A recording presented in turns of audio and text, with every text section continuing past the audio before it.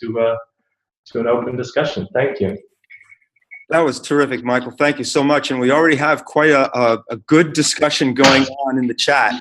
So let's start off. I'd like to let John Laprise start this off, as he did in the chat, with some of his questions and comments, and then let the discussion flow from there, because he's already been in contact with Brenda and with Rodrigo, and we'd like to get them on there join the conversation too. So over to you, John. Thank you. So I want to start off just pointing out that we have to be cautious when we use the word trust with the internet, because most people trust the internet day in, day out. In the US, we have this problem where people perceive that there's a high crime rate because it's always reported on the news that there's crime. So when we start questioning trust, we have to be cautious about how that is perceived in the general public, because it is a general term, or it's a ephemeral term. I also wanted to point out that, let's see here. I had one other, well, can't see it now, but one of the things is that in terms of reporting, it's difficult to note whether we have more data breaches or less, because reporting is increased, but we don't know why it's being increased. It may be due to legal reasons that require companies to report. It may just be that people are finding that reporting data breaches have less negative effects, and so they don't feel so vulnerable when they do report breaches. So I think that's where I'll leave off for now. Well, thanks, John. Brenda, did you want to comment on that? Did you want to ask John a question?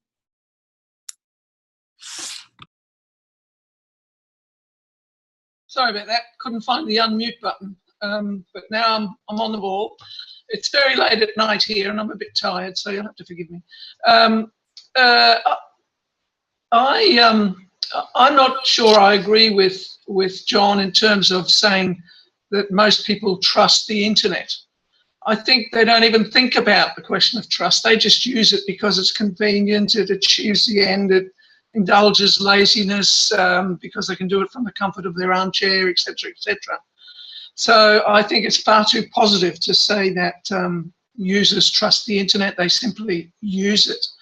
And they do that because they're largely ignorant about ways in which they can trust the internet, ways in which they can protect themselves from data breaches, from too much information being captured, from all of those things we've heard mentioned today. I have been, I guess some on this list I know will know that I come to Geneva once a year for the World Summit on the Information Society, and I talk about professionalism of those that produce the programs, that provide the environments, that build the infrastructure. And I accept that in the early development of the internet, in the early development of infrastructure, you may not have all of the skills or the professionalism that you need, but as time goes on, there's no excuse, and certainly for the Western countries, there's no excuse for not having absolutely developed the professionalism of those that hand over to users and their customers facilities that are actually going to get them into trouble. And this is where I get concerned about the trust of the internet. I'm very delighted to see that the 2016 report will address the economics of trust, and I'd be happy to have conversations outside of this forum if people were interested, to see how we can ensure that such matters are addressed in that report this year. Thanks, Ted. And thank you, Brenda. Before I go on, there are a lot of other questions and comments we're going to get to. I wanted to give our hosts, our experts, a chance to chime in. Michael, did you have anything you wanted to add to these points taken so far? Actually, I'm going to go first, Ted. Christine here. Thank you both very much, John and Brenda, and all the other people who've been sending in comments and starting discussions in the chat while we've been talking. I very much appreciate both Brenda and John highlighting the issue of trust. Trust is a very complex animal, and it is, as Brenda said, interesting that people approach the internet in largely two camps. Do they generally trust it, or do they start from a position of distrust? I would say that trust on the internet is as I said, it's quite a complex concept, and there are different dimensions to it. The one that most people can relate to is, do I trust the internet? And that I would describe as user trust. But user trust is users can be governments, business, and individuals. I think there's also an aspect to trust which is about whether the networks themselves are trusted.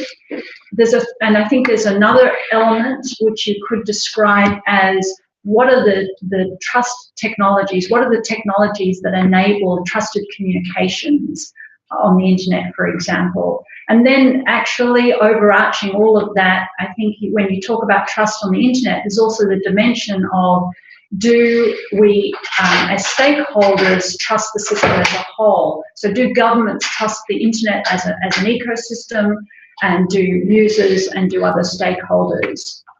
I'm going to hand over to Michael to address the questions and comments that were more related to data breaches. But before I do, just from a personal point of view, I do wonder what impact media reporting of data breaches is having on the whole landscape. So I'll hand over to Michael now. Yeah, I'll take up on that last point and answer John's questions about the number of data breaches. I've struggled a bit with that one, because you could say, well, there's so much more data being gathered that if you normalized it, the number's going down. Or you could say, well, actually, disclosure rules are making it look like more is taking place just because there's more disclosure rules. I think rather than trying to, I'll talk about that in the report, but ultimately I think what's important is that every report that I've looked at that tracks the number of breaches that are publicly disclosed shows an increase. Typically both an increase in the number every year and the number of records per breach. And I think when we look from the user perspective, it doesn't really matter if it's because of disclosure laws or if it's because of, or if it was normalized. Ultimately, what matters is it just looks like this overwhelming increase in the number of breaches that may or may not, as we've just discussed, impact people's perceptions. But it's certainly worrying as it continues to grow and as we continue to read about it. We'll hand back to you, Ted. Yeah, sure. We have a long list of people who put questions into the queue, and I'd like each and every one of them to be able to ask their question and engage the discussion. So the next one we have, who started way up at the top, is Waleed. Waleed, if you could go ahead and ask your question and start the discussion off that way. Sure, thanks, Ted. It's actually a question about trust also, but from a very different perspective. You may have heard about the recent enormous developments in the area of the cryptocurrencies and the fact that you have now a blockchain technology. That means that you can replicate the same data across a large number of nodes, and then you have duplicates that confirm the data, whether it's accurate or not. And so this results in somewhat of a paradigm shift of that the internet is allowing us to build technologies that we have not foreseen in the past. So, I mean, how would we be able to cope with this very fast changing development in this area, particularly as it will have huge implications of the Internet of Things as well? Excellent. Anyone, Christine or Michael, do you care to comment? Or if not, we'll move right along in the queue. I think that's a great point that hadn't been put into the mix yet. So all I can say is I'll get back to you on that one and think about it. I think it's an excellent point. I think if it really blocks innovation and people moving to these new things because of trust, that's definitely something that we should put into the mix. So thanks for raising that. Okay, next we're going to go to Rodrigo, and then after Rodrigo, Andrei Kolesnikov, and then Matagoro. So, Rodrigo, please.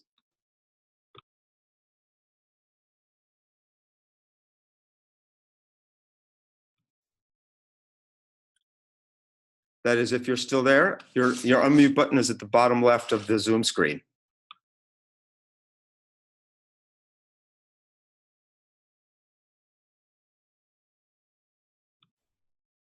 Rodrigo, are you there? Do you want to ask your question? If not, we'll move right on to Andrei.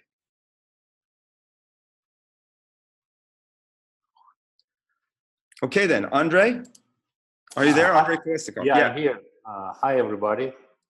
My question was, how do we know, does anybody know the percentage of data breaches and leaks from the technical applications like hacking and from the mismanagement and corporations and data stolen in the corporations? And I already got some feedback in the chat saying that we do not know because we cannot trust the sources. And so I have a new question, which is pretty basic. How do we know actually how many percentage of breaches are reported and how many is hidden and we don't know about them? And my internal feeling says that the data which being stolen for different reasons and not reported is a majority of the cases. And what is necessary to do to actually have more information on the data breaches? Is it illegal, like governmental control, or is it educational, or something else? Thank you. Michael, do you want to go ahead and then address that? Sure. I can't quite follow the chat. I mean, the reports that I've been seeing, there's a number that track global breaches by year. I can send the links if you want to send me an email. I'll send you the links.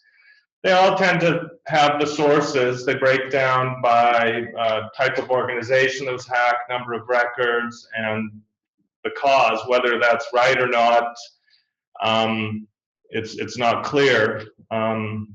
And then maybe someone else has some perspective on that they can share, but they all do have the source, whether it's someone internal, whether it's an external hacker, and other sources. And in some way that needs to be addressed, because again, that's setting up this perception. As to the second point on the numbers, I would guess that you're correct. I mean, I think there's two things. One, there's a number of countries that don't have data notification laws, so you wouldn't know at all except through customers who have firsthand knowledge that there's been a breach.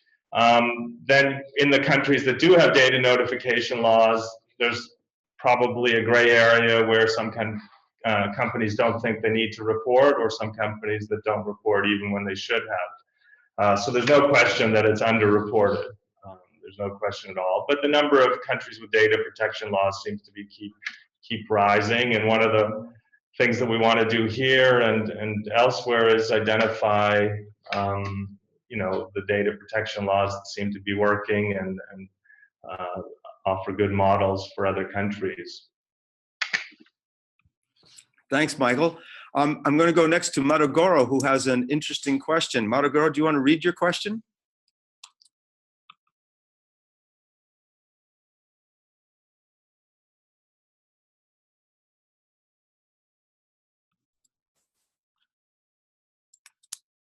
Madagoro, are you there? Can you unmute on the lower left of the Zoom screen?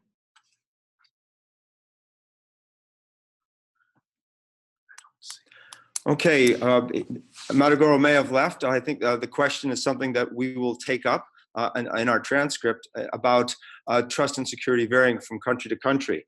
I'm going to go now to Fortunatus Nyundo. Fortunatus, you there? Yeah, hi everybody. Yeah, Hi, I would like to know, data security is more technical. How does developing countries do that? Because we have few experts on data security. Thank you. So the question is from the standpoint of resources and technological training. Does anybody want to address that who's here in the group today? Anyone?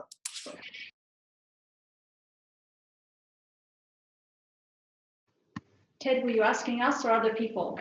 Well, and honestly, I think it's the question can be raised to the entire community that we have online right now. It's not an easy question to answer, I don't believe, but there are people here who are working in the emerging economies and may have some insight into the answer.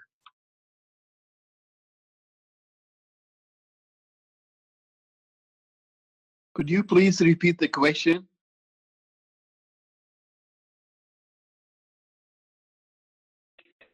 Fortunato, Yes, Thank the question that data security is more about the professional. I mean, people should be experts on data security. And majority in the developing countries have no knowledge on data security. How does this work? Maybe ISOC has some initiatives to support such countries. or maybe there are other.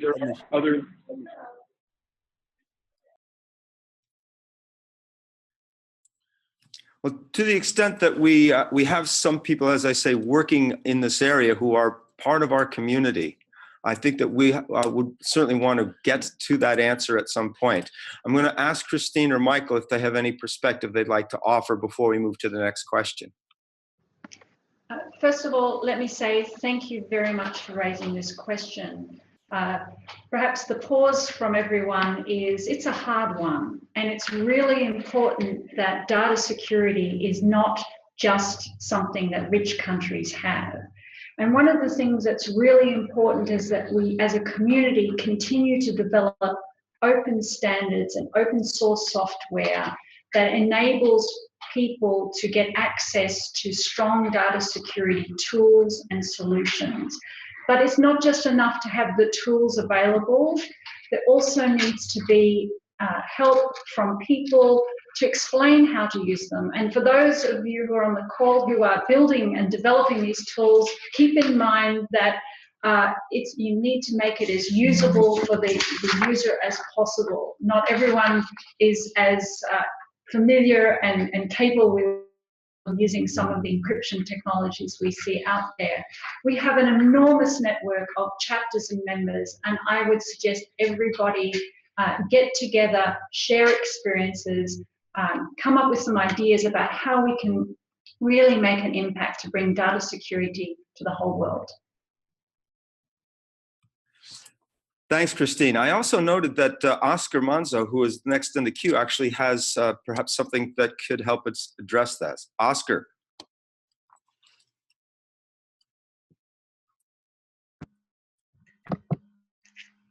Hi. Yes. Well,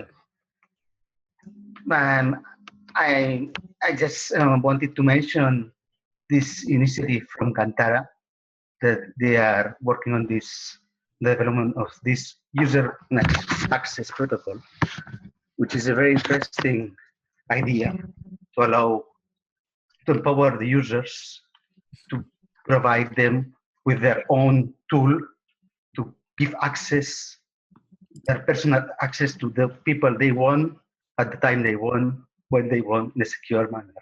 But I'm not an expert, or I'm not one of the movers of this initiative. I'm just following it. Yeah, but I think it's an interesting initiative to look at in this area. Yeah. Okay. Thanks very much, Oscar. I think that that's something that we'll be looking into as well. I'd see how it applies to what we're talking about today and to other ways that all users could take control of their own data. I'm going to move now to Karima, because you had a comment about the dark net, which sounds very interesting. Karima?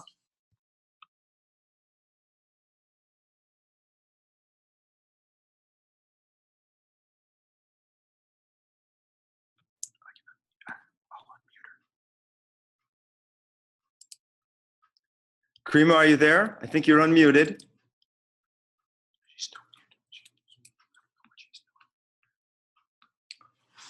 Okay, then, well, we'll keep on moving on. There's a question from someone on an iPhone 6. I'm not sure who it is. So I'm going to just say iPhone 6S. Do you want to ask your question about IPv6?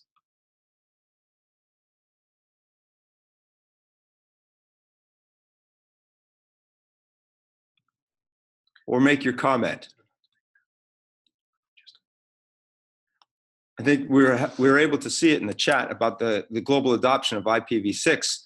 That is important for the future of the Internet of Things. So thanks very much for that comment. Let's go to Marius.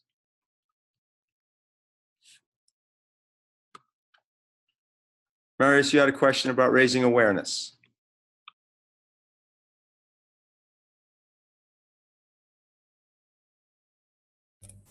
You unmuted? There you go. No, I have just one comment.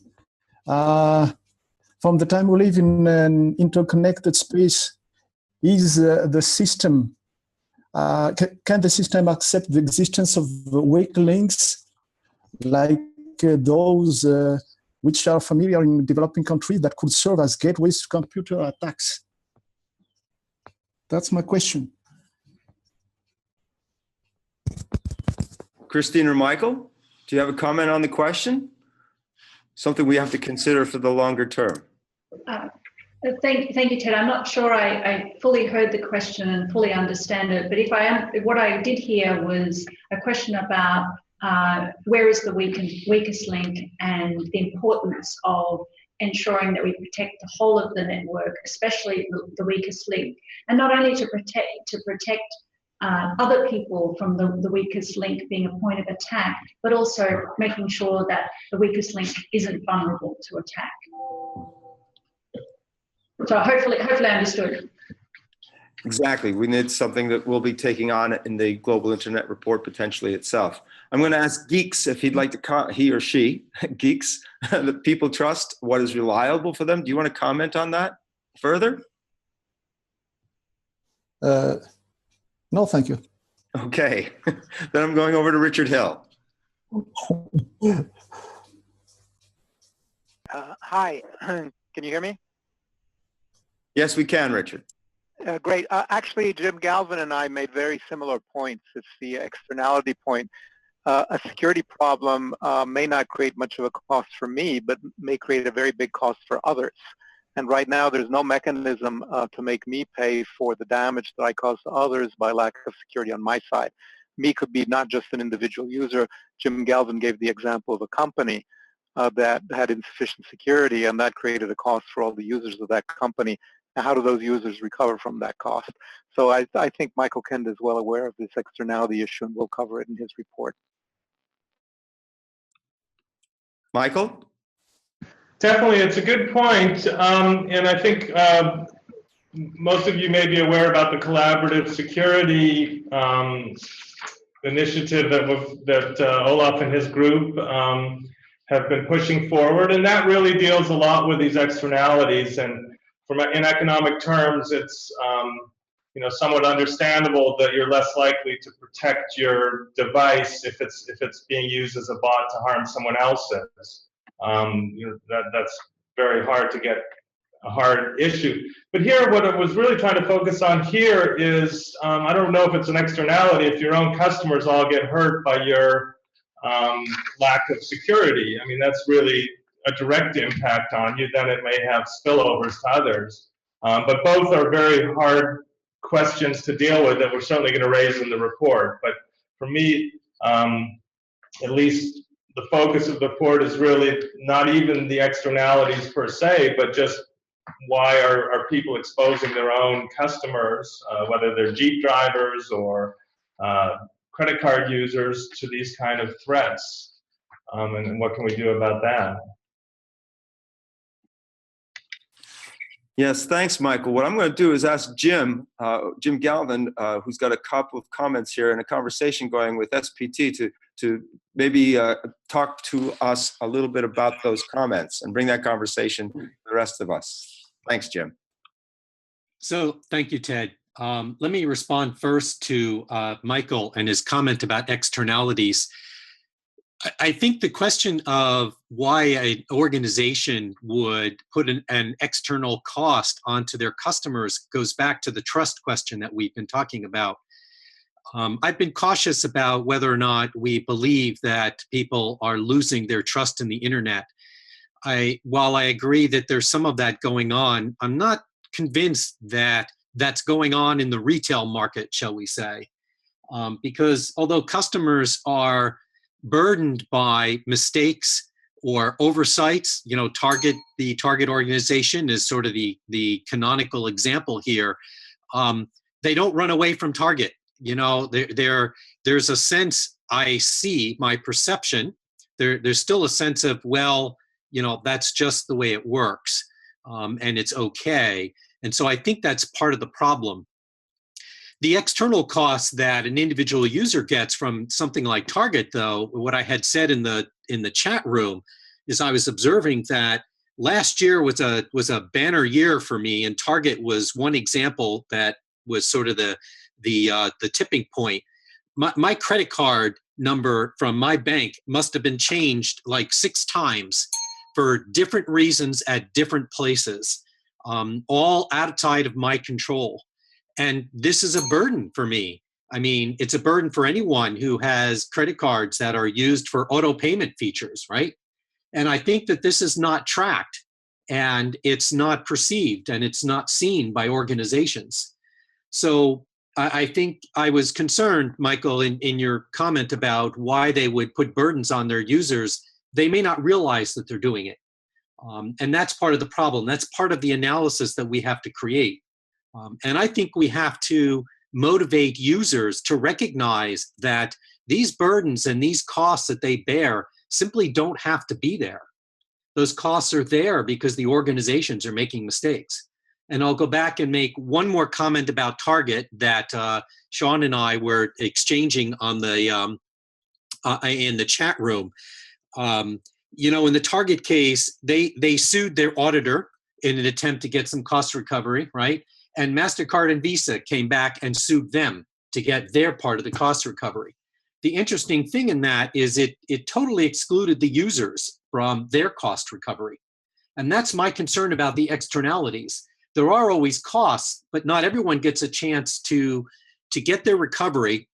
And while I don't have a problem with Target suing their auditor, if that's part of their quality control, that's their cost recovery, I think that's great. What I am concerned about is that MasterCard and Visa had to sue Target to get their costs back. That's where I feel like governments and regulators have a role to play. You know, they need to force that shifting so that I don't actually have to take action to get my cost recovery. It can just come to me.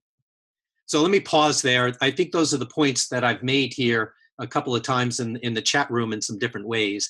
And thank you for the opportunity to speak, Ted. My pleasure, Jim. I'm going to offer Sean a chance to say something since you and he were having this conversation before I go then to Anton. So Sean? So thanks for a chance to say something here. I think I basically kind of agree with Jim. It's interesting to note that I'm not sure how getting the cost back to the user is going to play out. If I think back to the time when the tobacco industry was sued by the US government and they got literally billions and billions and billions of dollars, none of that money was ever given back to a smoker or to a person who paid into a healthcare plan. That money all just got spent elsewhere. So I guess I'm concerned that maybe that's not really going to happen. But I do think that people starting to sue each other in some strange way is actually going to make people pay more attention. I recently started a company, and one of the first questions they ask now is like, do you need cybersecurity insurance?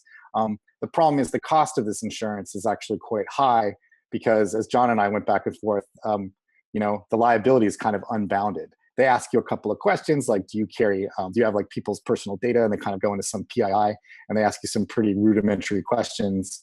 But I don't know, the level of depth I didn't think wasn't really that great. So I think that this is still an evolving marketplace, and hopefully market forces will come to play. I do also believe that there will be some government efforts in this space to accelerate the pace at which people will do a better job. So thanks. Thanks, Sean. I'm going to go now to Anton, who actually had another perspective on the whole issue of accountability, punishment. Anton, would you like to put your comment out for us, please?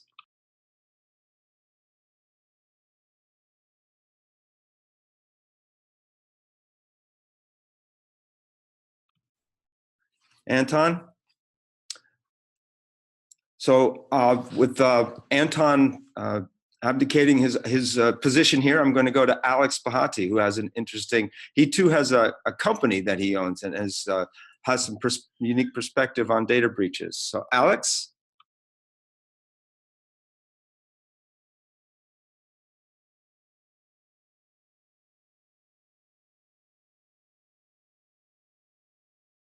I don't see Alex there now. So what I'm going to do is ask Michael. Michael, do you want to comment on some of the things that have just been said recently? Sure. First of all, on Jim's point about the trust, kind of raised for me the survey bias question. So in the surveys, people all, a lot of people, sometimes majorities, will say they're less likely to trust the internet. They're going to change their behavior, but that doesn't necessarily mean they're going to change their behavior. It just might mean that if the survey is heavy on data breach questions, then they may think that that's what they should say, or say it at the time, but then not change their behavior. So there's certainly that element, but most of the surveys are showing people's trust is going down on certain things, that they'll just hesitate on giving some information on the internet. No one's saying they're going to stop using it, but it does change their behavior a little bit. On the cost issue, I think it's definitely the case that the cost that's being imposed on even the customers of the companies being breached is higher than what the companies are bearing, or what the companies may even know about, or the direct cost. I mean, companies like Target, I think, have to help pay consumers to monitor their credit and help them if their identity is taken over, or if there's charges on the credit card, they wouldn't have to pay them anyway. But then there's all these other costs that you talked about that, of course, are imposed. And as you kind of alluded at the end, typically when the costs imposed are a lot higher than the costs that are being paid, then there's not good incentives for full security.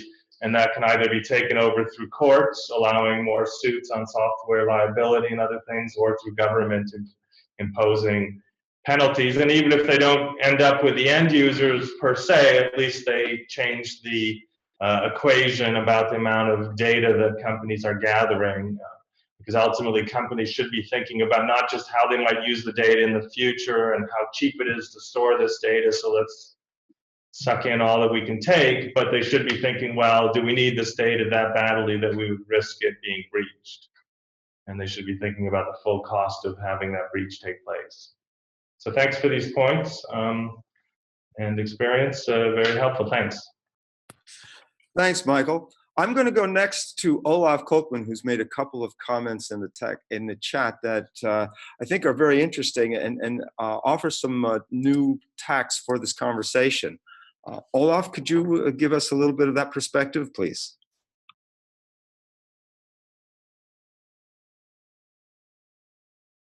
Once I found my mute button, which was hidden under another screen.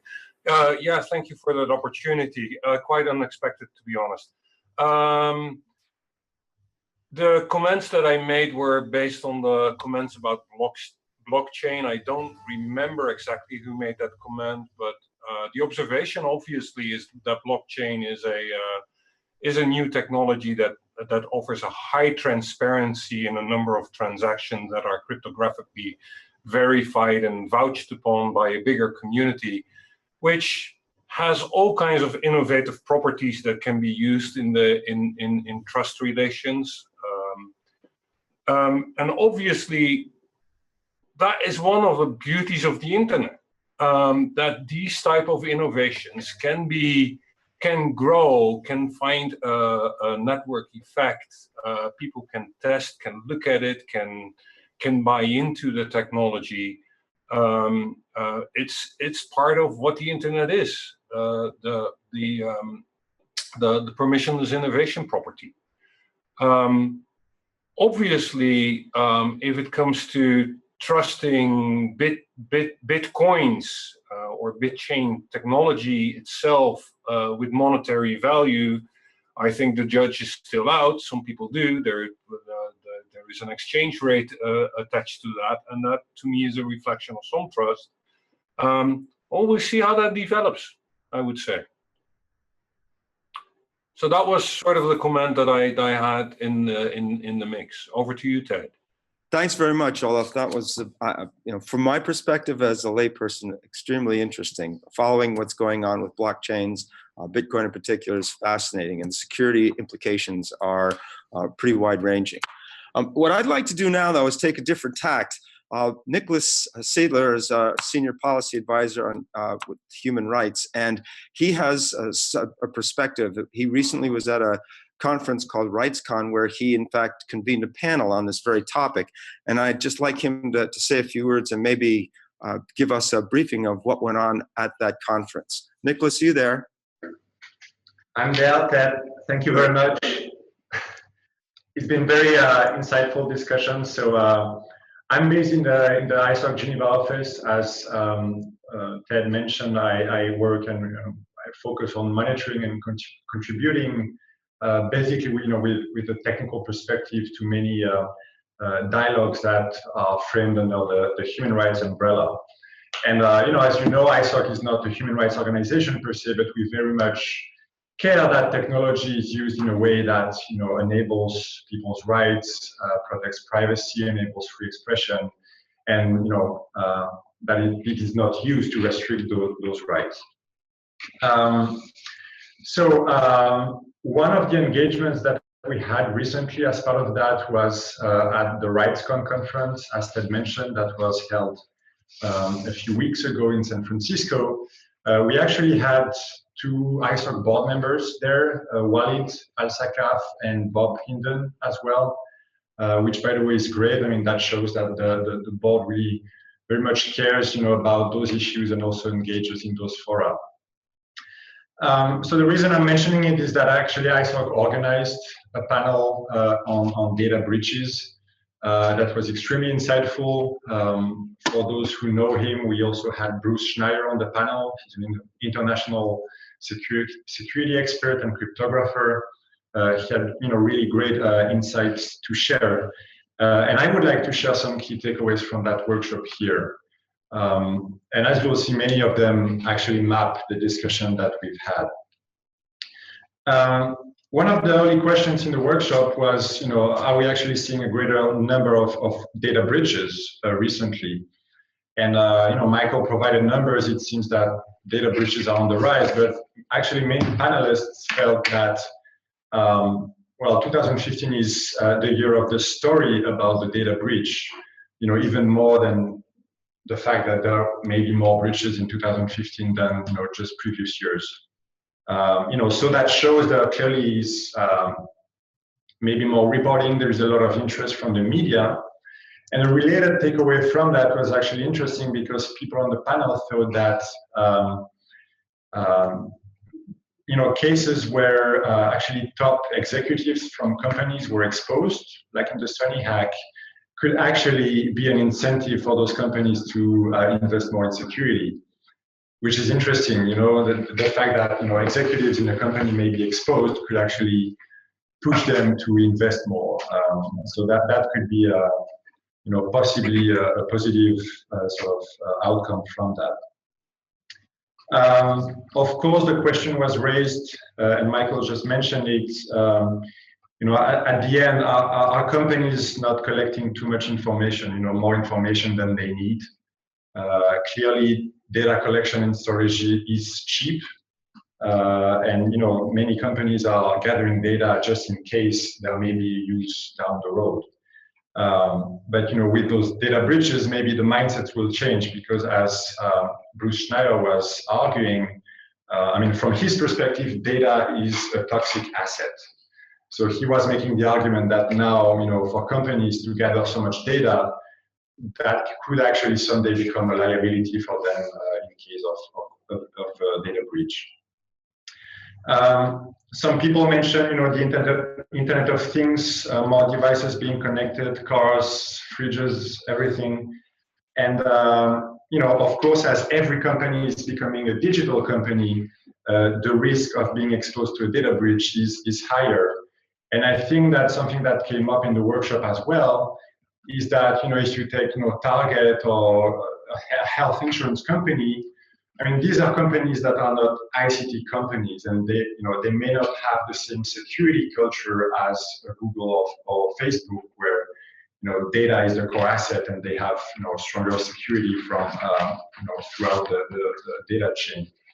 So there was a mention of a case. TokTok was mentioned before. I think there was an interview at the time. interview of the Talkshop CEO, and she wasn't aware whether data of customers was encrypted or not. So clearly, I think that, again, as every company becomes a digital company, security is not anymore just the purview of IT professionals, but it should become a concern of everyone, including the company. Big question, I mean, that was raised, and I think that's one of the core questions. Can market dynamics lead to a better outcome? Like, if there's a breach, is the effect on the stock price, the direct costs, etc., is it enough to lead to more, better security practices?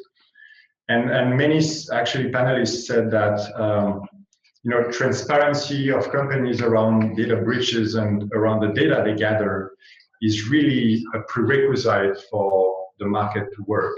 And many felt that it's not the case, it's not transparent enough, and that's something that should be addressed. There's an aspect that actually didn't come up in the discussion today, really. I think we talked a lot about companies, but actually there are public administrations and governments that gather data, data of public servants, etc. And clearly one of the most public, breach was the Office of Personal Management in the US. I think about 20 million civil servants were victims of this data breach. And that's a question as well. Do governments, do public administrations also have good enough security practices for the data they deal with? And as more and more governments provide e-governance services, that's going to be an increasingly important question. Finally, one of the last elements that was raised is, should there be different levels of responsibility for different types of data? I mean, basically, are there types of data that are more sensitive than others, like health data or things like that? Many said that in the offline world there are higher requirements for data protection for health data, for example. Should it be the case online as well? Which is a difficult question, but because then you have to define what is sensitive data, and that's not necessarily an easy one to answer. So yeah, these were basically some key takeaways from that workshop. That's also an opportunity for me to mention that the full report is posted on a brand new resource center that we have launched on the ISOC website. It's a resource center on internet and human rights issues. We'll provide the link in the Zoom chat.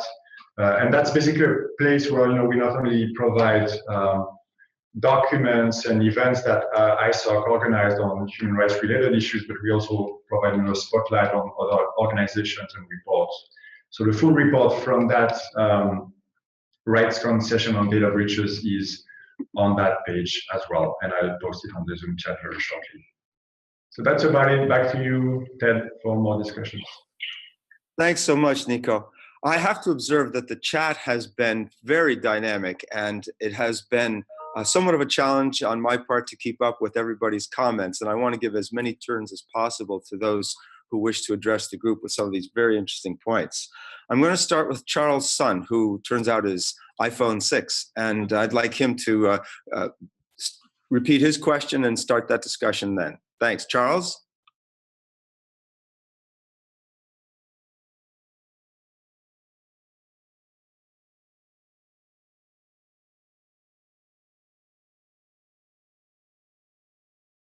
Charles, can you unmute and ask your question, make your comment?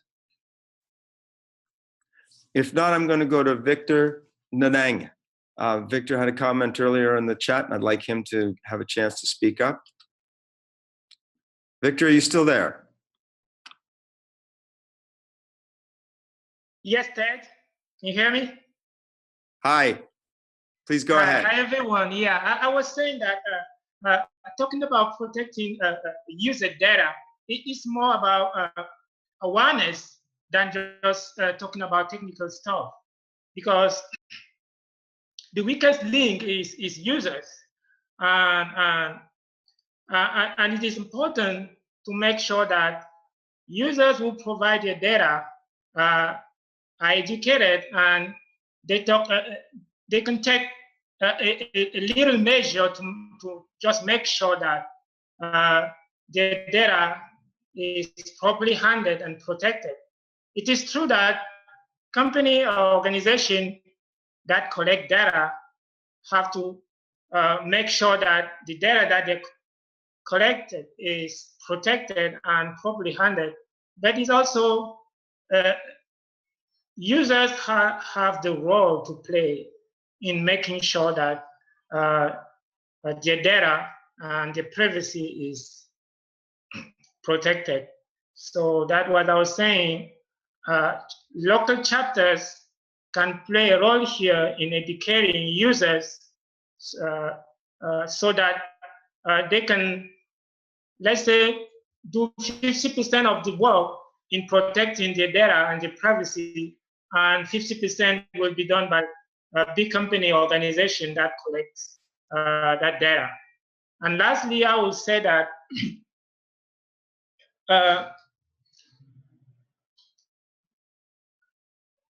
awareness is very, very important. And end users, like John Lapre said in the chat, why people go and rob the bank? Because money is there. But people will also attack organizations that collect data because they have data. But users can play a role. I will insist on this point.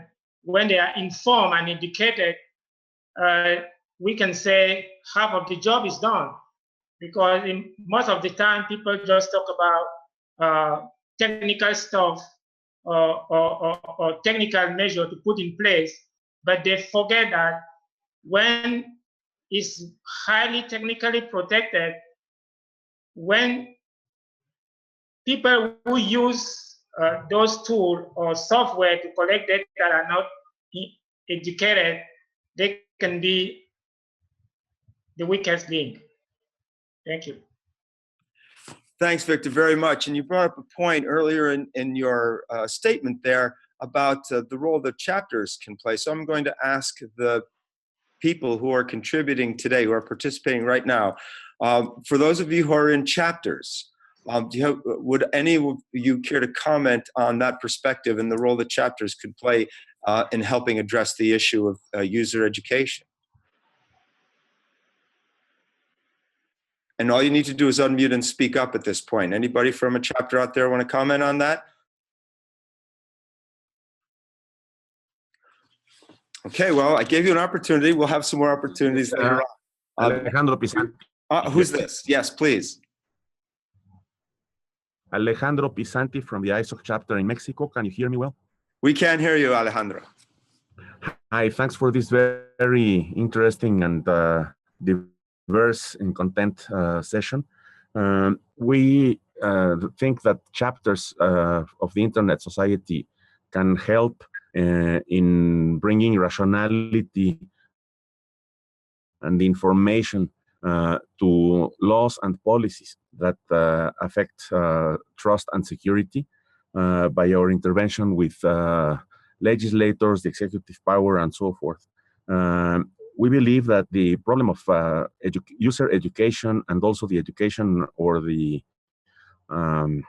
assistance to other organizations like banks, like universities, government units, and so forth, is a very large-scale problem. I think that we still have to deal a lot. I will try to do this with Michael Kendi later on the information asymmetries and on the scale asymmetries of the trust problem. The trust problem is created in very localized or can be solved in very localized sites, while it affects and let's say the breach and the vulnerabilities are very, very widespread. And the capability to do these things are very asymmetric between the chance with universities, with schools, and with the government programs, for example, which are doing expansion of internet connections in order that the capacity building of this kind with an internet-specific orientation and towards the user is much more widespread. The scale of this problem is formidable, and I don't think we have an approach.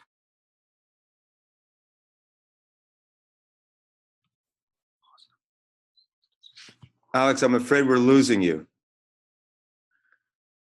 Alejandro? Oh, I stopped talking after I said that okay. They're not we haven't yet found an approach that's. Thank you very much. Yes, scale and resources are certainly one of the key issues when you're talking about educating users. I'm just going to keep on moving through the chat, if that's all right with everybody. I'd like to ask Robert Withers, who has a number of comments in the chat, to have a chance to comment to the audience. Robert? Yes, hello. I was surprised that I was going to be speaking. Can y'all hear me? I don't know if you can hear me or not. We can hear you, Robert. It's a little bit static, but we can hear you. All right. Well, I just had two thoughts. One was about education of people into cryptography and security. Since it seems like the internet community at large is the one that's going to be taking the initiative to solve some of these problems. And a way to go about doing that might be to create an internet game of cryptography, where you have to solve certain cryptographic challenges in order to gain further access into the game environment. Of course, people don't have a lot of time to invest in building that sort of thing. The other thought I had was one of opacity of identity. How can we interact on the internet and do real things with money without risking our real identity, our location, our credit accounts to be at risk? And I think that if the internet could take the initiative in creating an electronic identity that you could then alias through blockchain technology and use the alias to interact with financial and transportation resources on the internet with that opacity. But your blockchain to the real identity, so your credit score, your access to accounts is intact. So there's no middle ground between faking an email address on the internet and having to use your real identity to do things. Thank you. Thanks a lot, Robert. That was actually very interesting. Christine, do you have anything you want to comment on that, or Michael? Sure, Ted. A couple of things, actually. We've had some really great discussion. I'm actually going to start from the crypto game thing, and even though it's not really the topic of today's conversation, for those of you who want to learn coding, somebody introduced me to a lovely game that uses Elsa from Frozen to teach coding to children, and it's really good for adults as well. You can contact me offline if you want to get a link to that. But really what I wanted to say is thank you, Victor, for raising the issue of what role do users play in protecting personal data. This feeds in very nicely to our collaborative security framework. And in fact, there are two pieces of that framework that I just want to mention. The first is that we all have a collective responsibility for the security of the internet system as a whole. And then the second thing is the phrase, think globally but act locally, and to encourage everyone, whether you're a teacher, a child, a government worker, a businessman or woman, etc., to think about what you can do to protect your own privacy and the privacy of others. And let me leave 3 questions for people to think about, or just a couple. How many of you use the same password? How many people don't use encryption? How many people are using 2-factor authentication? Okay, back to you, Ted. I don't want. All right, that was terrific. Thanks a lot, Christine. There are still many, many people who've made comments, And apparently I'm surprising a few of you by calling on you as you've made comments in here to speak. But nevertheless, I think it's been very wonderfully interactive in all ways. And I'm going to continue to ask a few of you who put comments in here to speak to all the participants. At this point, I'd like to call on Peter Feltham. Peter, are you there? And would you like to address the group with the comments you've put into the chat? Yes, thank you, Ted. My point was really that the blockchain technologies actually have a lot of potential to help us with some of these problems, particularly, as was just mentioned, the proof of identity. I think that is an area that we should really focus on very heavily and follow the work of some of the pioneers in that domain. I also made a side comment about replacing internet domain name registries and certification agencies, which our friend SPT smacked me down on, which is fair enough, and I bow to his greater wisdom in these matters. However, just coming back to blockchain for a second, I'm very, very interested personally in what the people like Ethereum are doing with smart contracts and proof of identity, and I have a suspicion that we should and will go in that direction. So that was the point I was making. Thank you. My pleasure. Thank you very much, Peter. There's a lot to think about there, and we'll be talking and discussing that a lot more in the future. Let me go to Anna in Armenia. Anna, are you there? Hi, Anna. You're on mute. Yeah. Okay. Okay. Thank you. And I just put my ideas and just put some interesting URL from Armenia in chat. Yeah, something about the Armenian websites there and the National Security Service. What are they doing, and what's their relation to their user data? Oh, yeah. You mean that I put information that our governmental websites, they are under the special control of National Security Service. They have a special service that more care for governmental websites. Of course, registrar take care of them. And we have, for example, a special cybersecurity organization to whom we can ask to help. You can tell them that we have a problem, we are hacked, for example, and they give you advice. And if you are a big corporation or big organization, they can help you to how to make your website more secure? More secure, yeah, thank you. So the Armenian government is helping with some of the things that Victor brought up earlier about helping the users protect their data. Is that true? Yes. By the way, in our Ministry of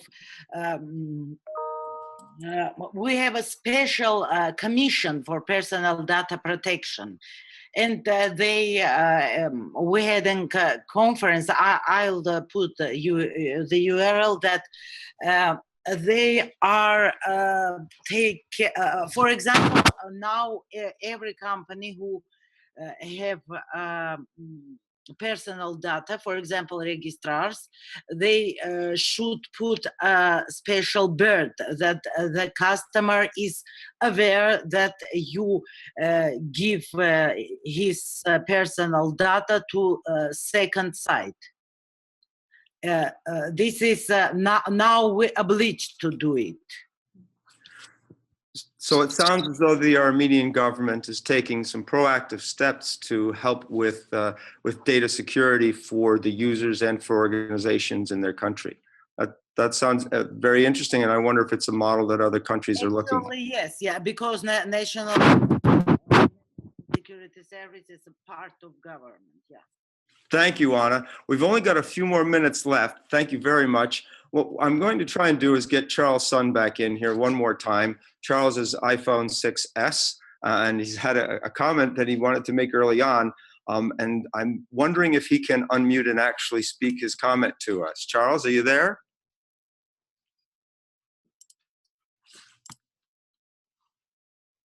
Well, we do continue to try.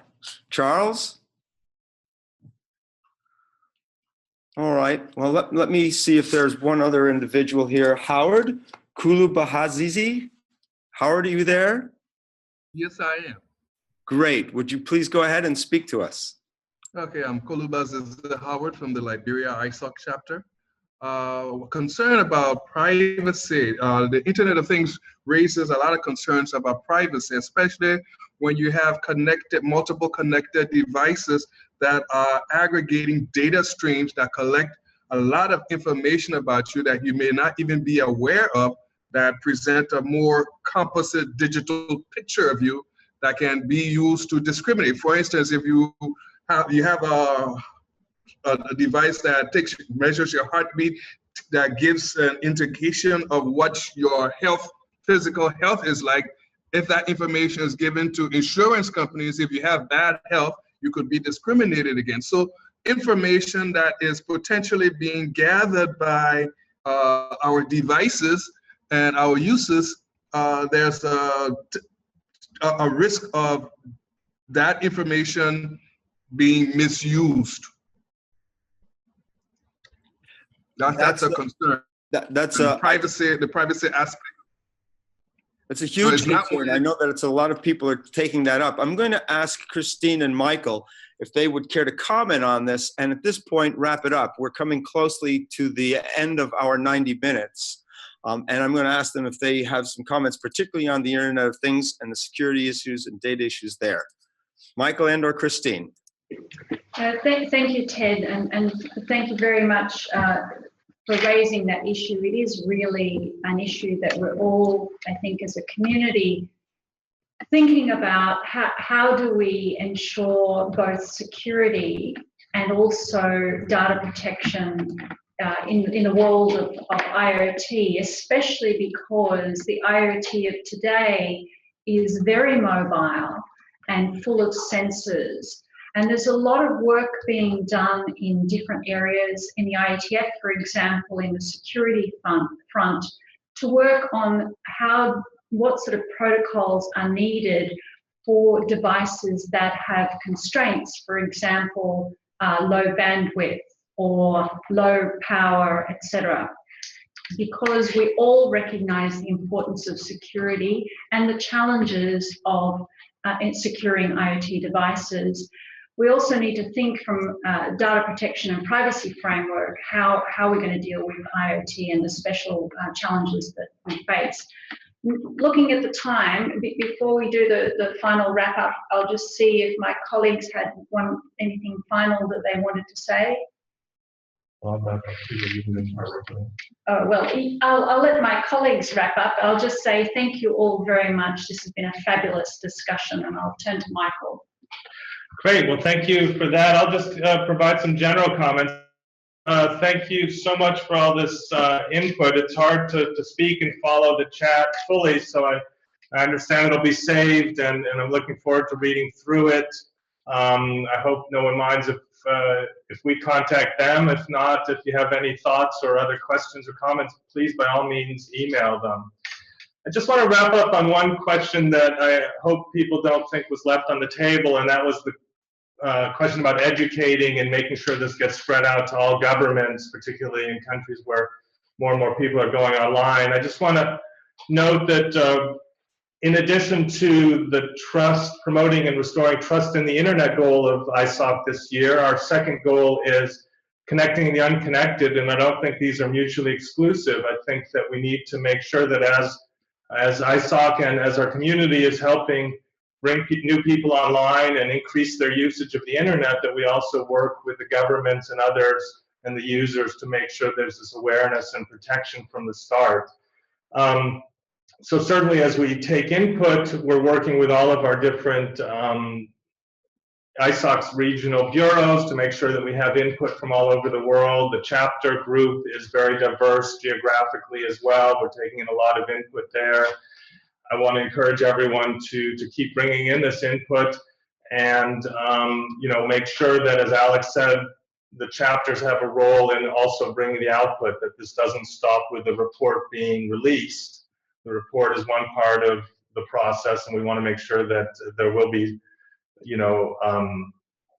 a plan in place to make sure that this gets spread widely through the chapters and through other parts of our community to make sure that we are taking this role that a few of you asked about early on in the chat. So thank you again very much for the input. I'm looking forward to reading all of it and interacting more with you about the points that you've raised. Thank you. And yeah, from Geneva, wrapping up as well, thank you very much. That's really great input we got. Clearly, there's as much, if not more, expertise in the chat room than in the office. So thanks a lot. One thing I wanted to mention, we are working to organize a webinar with the UN Special Rapporteur on Privacy in June. And one of his focus areas is specifically on how governments and companies deal with data breaches, etc. So we are working on it. Of course, you will all be welcome in the discussion, and we'll send more information soon. Thanks a lot. Thank you, Geneva. And I want to thank every one of you who've participated today. This has been an extraordinarily rich conversation in many, many ways.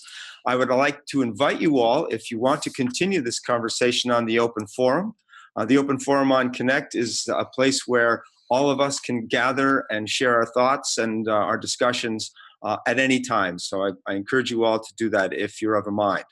I would also like to encourage you to have any suggestions for future community forums, as we will be doing this regularly throughout the year. We're going to look at having a community forum in the not too distant future on wireless for communities. And I want to make sure that everybody is aware that in September, we'll be having our Intercommunity 2016, and you'll hear more about that in the coming weeks. So thank you all very, very much. Please send any comments or criticisms directly to me at mooney@isoc.org. And we look forward to seeing and having every one of you at future community forums. At this time, you have the rest of your day or evening back. Thank you all so very, very much, and all the best. Thank you, Ted. Great job. Thank you all. Thank you, Ted. Thank you, Geneva. All right. Thank you. Bye-bye all. Thanks, Ted. Thank you, Ted. Thank you. Job well done. Thank you.